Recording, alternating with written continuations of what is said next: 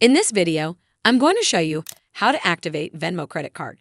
This is a step-by-step guide, so please follow along to get a better understanding.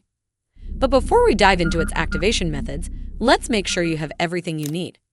First off, you'll obviously need your physical credit card itself.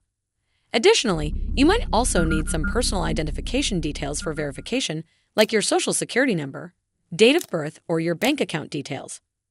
Step 1. You'll need to head over to this webpage.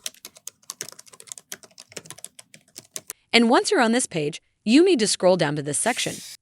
Over here, you'll find an activation phone number. Give this number a call, and you'll be guided through an automated system that will ask you for your card number and some personal verification details to complete the activation process. In some cases, you might be connected to a customer service representative if the automated system can't complete the activation. Well, that's how you activate your Venmo credit card. I hope you found this video helpful.